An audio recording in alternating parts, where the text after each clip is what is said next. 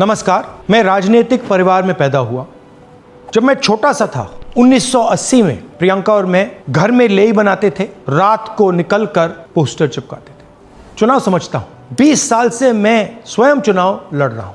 Polling कैसे होती है, पोलिंग बूथ कैसे मैनेज किया जाता है, वोटर लिस्ट, फॉर्म 17, ये सब मैं गहराई से समझता हूं। कुछ समय पहले हमें दाल में काला लगा। चुनाव के नतीजे आते थे, मूड एक तरीके का होता था, रिजल्ट दूसरे तरीके का। मुझे याद है उत्तराखंड में हम चुनाव हारे।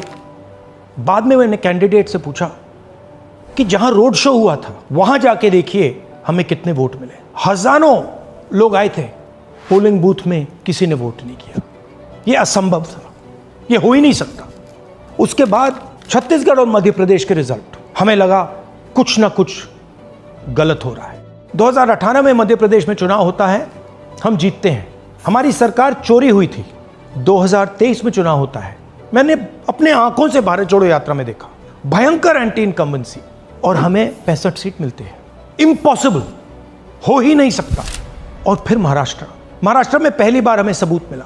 विधानसभा और लोकसभा के बीच में जादू से नए वोटर आते हैं, और जहां भी इन नए वोटर्स ने वोट किया वहां वोट बीजेपी को गया। महाराष्ट्र चुनाव के बाद जब हमें डाउट हुआ, हमारे गठबंधन के सारे नेताओं ने प्रेस कॉन्फ्रेंस किए और हमने इलेक्शन कमीशन से कहा कि आप हमें वोटर लिस्ट दीजिए, वीडियो रिकॉर्डिंग दीजिए। इलेक्शन कमीशन ने मना किया। ना उन्होंने हमें वोटर लिस्ट दी और ना उन्होंने वीडियो रिकॉर्डिंग दी। डाउट हुआ, क्यों नहीं दे रहे, क्या कारण है?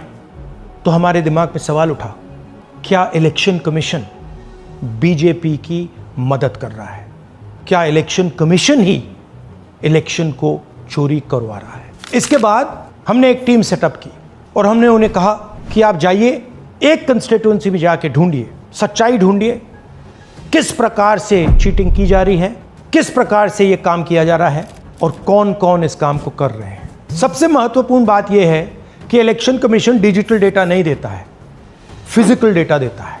मतलब लाखों कागज में वोटर लिस्ट दे देगा, मगर डिजिटल वोटर लिस्ट किसी को कभी नहीं देता है। क्यों नहीं देता? कारण क्या है? कारण है कि अगर डिजिटल डेटा मिल जाए तो इलेक्शन कमीशन की सच्चाई पूरे देश को पता लग जाए। हमने टीम को बताया, मैंडेट दी कि आप जाके चेक कीजिए, आप 5-7 सीटों पे पता लगाइए कि चीटिंग हुई, और अगर हुई तो कैसे हुई। टीम ने हमें एकदम बताया कि 5-7 सीटों पे काम किया ही नहीं जा सकता। क्यों? मैंने उनसे पूछा क्यों नहीं किया जा सकता। उन्होंने मुझे ये कागज दिखाए। ये जो कागज हैं, ये एक लोकसभा के कागज नहीं है, ये एक विधानसभा के कागज है, और इन कागजों को हमने मैन्युअली सॉर्ट करना पड़ा।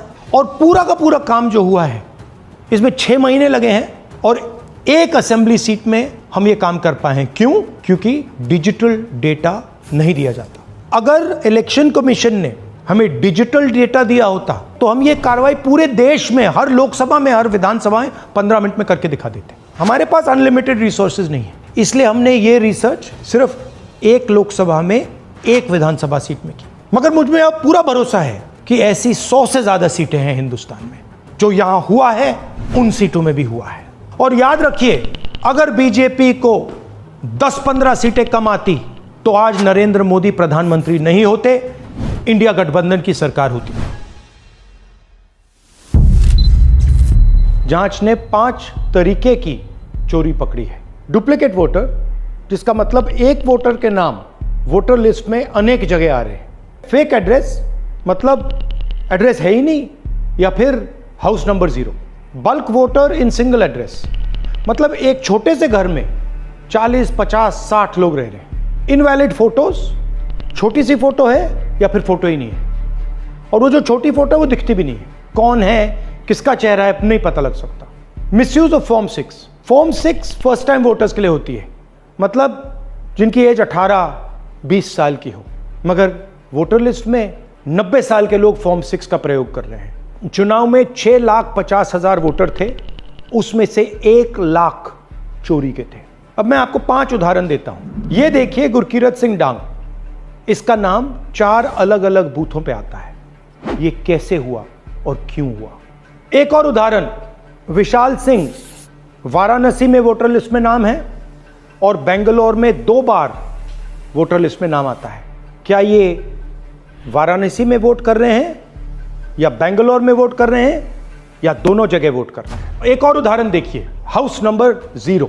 तो आपने कभी सुना है हाउस नंबर 0?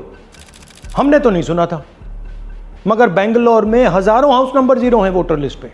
हाउस नंबर 35 की कहानी सुनिए। छोटा सा घर है, ज्यादा से ज्यादा 4 लोग रह सकते हैं, मगर इस 35 में 80 लोग वोटर लिस्ट में रजिस्टर्ड है। ये ERO ने कैसे अप्रूव किया, क्यों अप्रूव किया, पता लगाना है। अच्छा, अब ये देखिए वोटर लिस्ट, इनकी फोटो देखिए, या फोटो है ही नहीं या फिर छोटी छोटी फोटो है जो दिख नहीं सकती। इन वोटर आईडीज पे वोट दिया गया है। अब मैं आपको बताता हूं शकुन रानी की कहानी। फर्स्ट टाइम वोटर बनी है, 70 साल की आयु है। एक बार फॉर्म 6 का प्रयोग किया और उसके कुछ ही महीने बाद दूसरी बार फॉर्म 6 का प्रयोग होता है। 2 बार इनका नाम वोटर लिस्ट में आता है और फर्स्ट टाइम वोटर की लिस्ट में आता है। ये फर्स्ट टाइम वोटर हो ही नहीं सकती। तो क्या शकुन रानी जी ने वोट किया या किसी और ने शकुन रानी जी के लिए वोट किया? ये ही छुपाने के लिए CCTV का डेटा हमें नहीं दिया जा रहा है।